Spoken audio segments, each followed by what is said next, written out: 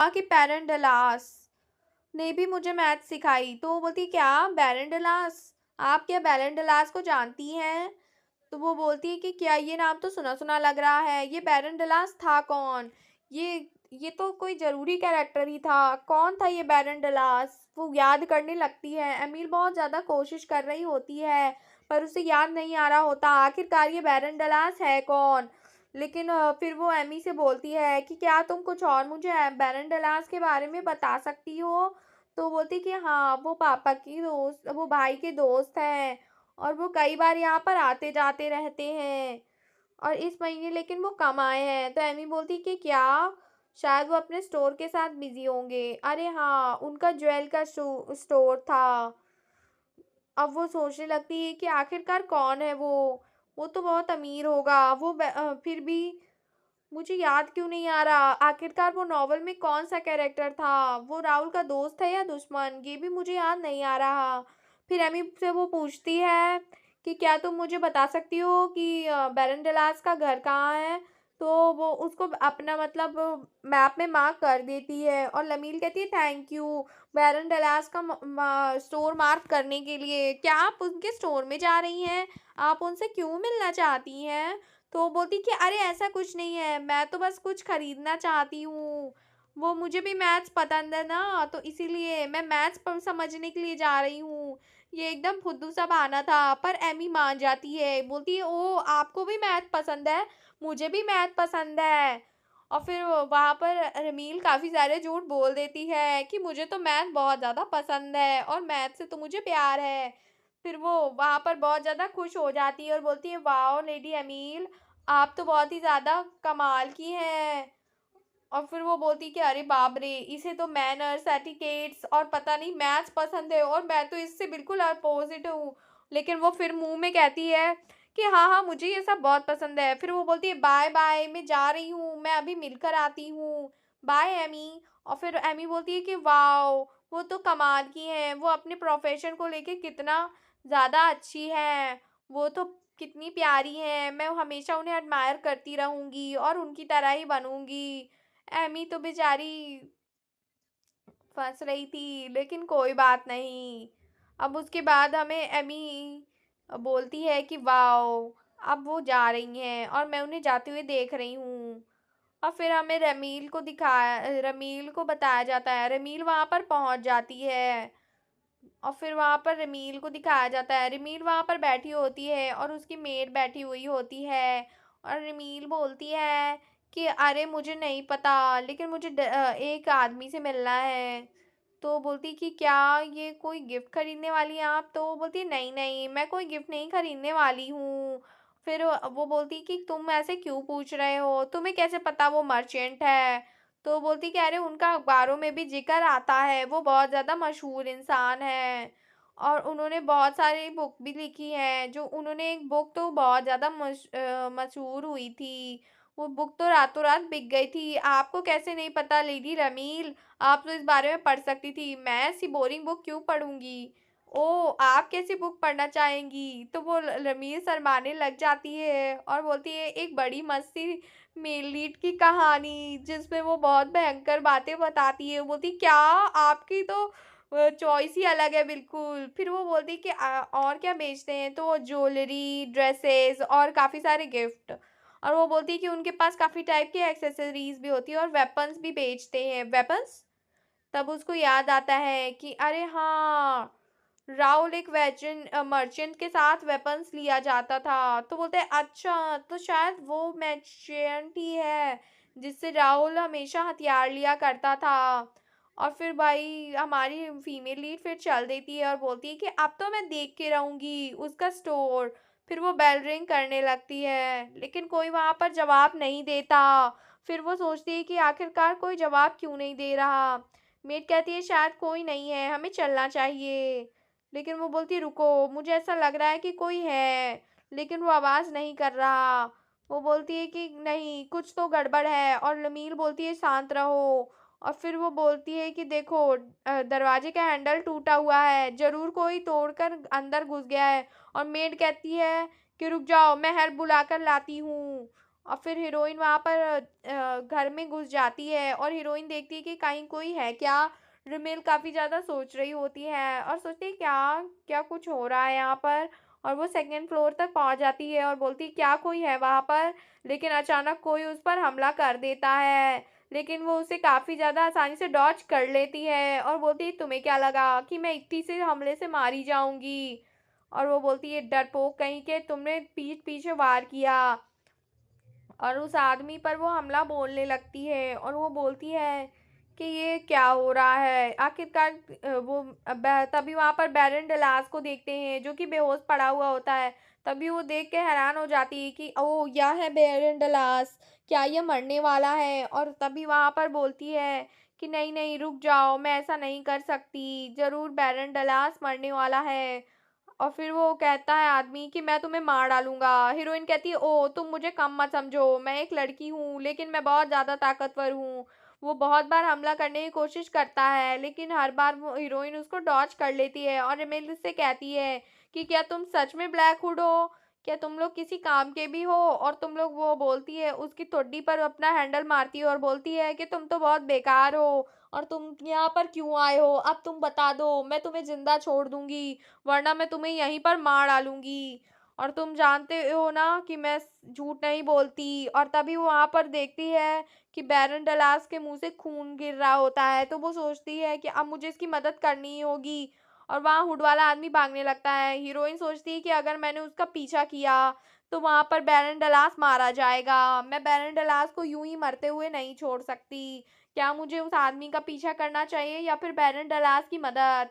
तो वो सोचती है कि ज़रूर मुझे बैरन डलास की मदद ही करनी चाहिए, इसमें कोई दो राय नहीं है। और फिर वो वहाँ पर तुरंत ही जा पहुँचती है और बोलती है कि आप ठीक हैं। और वो चेक करने लगती है कि क्या कुछ हुआ है, क्या हुआ है, क्या आप बोल सकते हैं। बैरन डलास हिल नहीं रहा होता, उसके मुंह से लगातार खून आ रहा था, शायद उन्होंने उसे पॉइजन दिया है और उसके मारने लगती है। वो इसके बहुत ज़ोर ज़ोर से मार रहा होती है और बोलती है कि आप मर सकते हो, उठो उठो उठो उठो। बैरन हिलने लगता है और कुछ बोलने की कोशिश करता है और बोलता है प्लीज मुझे धीरे मारो वरना मैं यहीं पे मर जाऊंगा तुम्हारे मारने की वजह से। तो फिर वो बोलता है कि वो लोग उस सेफ का सामान लेकर भाग गए। कौन सा सेफ, और वहां पर एक सेफ होता है और वो देख बोलती है कि शायद कुछ गायब हुआ है वहां से, कुछ तो गड़बड़ है, यहाँ पर क्या था, वो लेकर क्या गए होंगे। तभी वहां पर देखते हैं कि बैरन डलास बेहोश हो चुका होता है और वो बिल्कुल हिल नहीं रहा होता है। तो वो सोच वहां पर देखते हैं कि मेन लीड हमारी अंगड़ाई ले रही होती है और वहां पर पहुंचती है कि मुझे क्यों पकड़ लिया, मैं तो उसे बचा रही थी, चलो छोड़ो, मैं वहां पर पहले ही थी, तो शायद मुझे सिर्फ इन्वेस्टिगेशन के लिए बुलाया गया होगा। और वो बोलती है कि मैंने बहुत काम कर लिया और मैं बहुत दिनों से कहीं गई भी नहीं हूँ। और फिर वो बोलती है बैरन डलास के बारे में, वो होश में नहीं आया है और वो जब तक गवाही नहीं दे सकता, आप भी प्राइम सस्पेक्ट हैं। और वो सोचता है कि ज़रूर वो लोग बैरन डलास को राहुल की वजह से ही मारना चाहते थे और अगर मैं ना आती तो उनका प्लान सक्सेसफुल हो जाता, चलो अच्छा हुआ मैं किसी के काम तो आ सकी। तो वो उसको याद आया फेरन डलास और फीडल दो लोग जो है मेरी तरह हैं और वो भी वाईकाउंट का भला ही चाहते हैं। और वो सोचती है कि वो लोग पक्का उस राउल से रिलेटेड हर किसी को मार देंगे। उन्होंने मेरे को हटाने से कोशिश की लेकिन मैं बहुत ज़्यादा मजबूत हूँ और मुझे वो लोग भगा नहीं पाए। उन्होंने बैरन डलास को मारने की कोशिश की और वो राहुल को हर तरह से अलग करने की कोशिश करेंगे। लेकिन अब उसको याद आता है कि हाँ, एक और आदमी है जो कि उसकी मदद कर सकता है। मुझे लगता है दूसरा शिकार कौन होगा, मैं ये गेस कर सकती हूँ, एक डॉक्टर जो कि उसकी बेसिक ट्रीटमेंट करता है। और वो वहाँ पर बोलती है कि जाओ तुम दोनों, अगर मेरी प्रिडिक्शन सही है तो विकॉमडी अगला शिकार होगा और अब उनकी जान बहुत ज़्यादा खतरे में है। ओरिजिनल नावल में तो वो एक दिन गायब हो गया था लेकिन मुझे लगता है कि अचानक नहीं था, मुझे पक्का यकीन है कि वही दोनों उसके पीछे थे। और वो बोलते हैं कि हाँ हम वाईकाउंट को प्रोटेक्ट करेंगे। और फिर वो बोलती है कि ज़रूर कुछ भी हो तो आप लोग मुझे प्रोटेक्ट कीजिएगा। फिर वो हीरोइन बोलती है कि मैं बहुत ज़्यादा थक गई हूँ और मैं बहुत ज़्यादा थक गई हूँ, मैं क्या कर सकती हूँ, क्या मैं तो सो जाऊँ। फिर वो बोलती नहीं, मैं उन्हें पकड़ नहीं पाई, शिट, मैं कुछ तो करना चाहती हूँ, ये ब्लैकवुड वाले हैं कौन। और फिर मेड बोलती है कि जब तक बैरन डलास उठ नहीं जाते हमें कुछ नहीं पता चलेगा माय लेडी। तो बोलती है हाँ तुम सही कहा। फिर वो बोलती है कि माय लेडी चलिए आप बेड में जाकर सो जाइए। लेकिन फिर वो बोलती है कि मैं यहीं सोना चाहती हूँ और वहाँ पर वो आंखें बंद कर लेती है और ये बोलती है कि यहाँ कुछ तो खराबी है। और फिर वहाँ पर सीन चेंज होता है और हमें वाइकाउंट ओम की रिकॉर्ड मतलब दिखाया जाता है जहाँ पर उसके हाथ में एक डॉक्यूमेंट था। बोलता है कि ओ ये रिजल्ट ठीक है तो मेरी इन्वेस्टिगेशन पूरी हो जाती, पर इन सब की फ़ायदा क्या है। तभी वो पीछे मुड़कर देखता है तो कोई दरवाज़ा तोड़कर वहाँ अंदर आ चुका था, जो जिन्होंने ब्लैक वो लोग वही आदमी थे जो लोग ब्लैकवुड वाले गैंग से थे। और बोलती कि तुम लोग तो वही हो ना, लेकिन मैं रिसर्च बंद नहीं करूँगा। और फिर वो बोलता है कि नहीं इस बार हमें मारना ही होगा तुम्हें। और वो बोलता है कि क्यों तुम लोग मुझे मारना क्यों चाहते हो। और वो बोलता है कि तुम लोग मुझसे क्या चाहते हो और तुम लोग क्यों मुझसे मारना चाहते हो। तो बोलता है कि बेवकूफ़, ये सब उस किसी और कारण से वजह से नहीं, उस राहुल की वजह से है। तुम उसकी मदद करते हो ना इसीलिए। तभी हमारा फिर वहाँ पर एक और गार्ड आ जाता है और वो प्रोटेक्ट करने लगता है वाइकॉन को और बोलता है कि हम तुम्हें प्रोटेक्ट करेंगे, वाइकाउंट जाइए कहीं छुप जाइए। आप वो बोलते हैं कि हम नाइट्स हैं क्राउन फैमिली से, हमें मिस लमील ने भेजा है ताकि हम आपको प्रोटेक्ट कर सकें। वाइकन बोलती है लेडी लमील, वो मुझे क्यों प्रोटेक्ट करना चाहती है। फिर वो उन पर हमला करती है, सिपाही नीचे झुकता है और हमला कर देता है। और फिर वो बोलता है कि ये लोग कितने खतरनाक हैं। लेकिन तभी एक और आदमी आता है और उसको धक्का देता है और वो बेचारा ज़मीन में गिर जाता है। और फिर वाइकाउंट कहता है तुम दोनों ठीक हो। पर वहाँ पर दो लोग और आ चुके थे, हम माफ़ कर देना हम लेट हो चुके थे। पांच पहले वाले दो कहते हैं कोई बात नहीं, तुम दोनों ठीक हो ना। वो वाई काउंट को भी धक्का देते हैं और वाई काउंट नीचे गिर जाता है। फिर वो बोलते हैं कैप्टन अब हमें क्या करना चाहिए, इन दोनों को भी मार देना चाहिए। वो बोलता है कि हाँ हमें सबको ठिकाने लगा देना चाहिए, लेकिन अब हम क्राउड फैमिली के साथ दुश्मनी ले लेंगे, लेकिन एक बात है हमें इसे मारना ही होगा, हम कोई सबूत नहीं छोड़ सकते। तभी उसके पीछे से एक पत्थर आता है और लग जाता है उसके सर पे। जब वो पीछे मुड़ती है तो हमें दिखाया जाता है कि वो हमारी हीरोइन होती है और एक पत्थर उछाल रही होती है और बोलती है अब मुझे पता चला कि मुझे नींद क्यों नहीं आ रही थी, क्योंकि मैंने तुम दोनों को अकेले भेज दिया था। हमारी हीरोइन काफ़ी कूल अंदाज में कहती है मैं तुम दोनों को बचा लूँगी बेवकूफ़ो। और वो वहाँ पर काफ़ी कूल लग रही होती है। वो दोनों तो बहुत ज़्यादा खुश हो जाते हैं कि मेस आप आ गई, आप हमें प्रोटेक्ट करने। तो वो बोलती है हाँ ऑफ कोर्स मैं तुम दोनों को बचाने आ गई। फिर वो उसको काफ़ी डांटने लगती है और उसको तो ऐसा फील हो रहा होता है जैसे कोई मॉन्स्टर उन्हें डांट रहा है।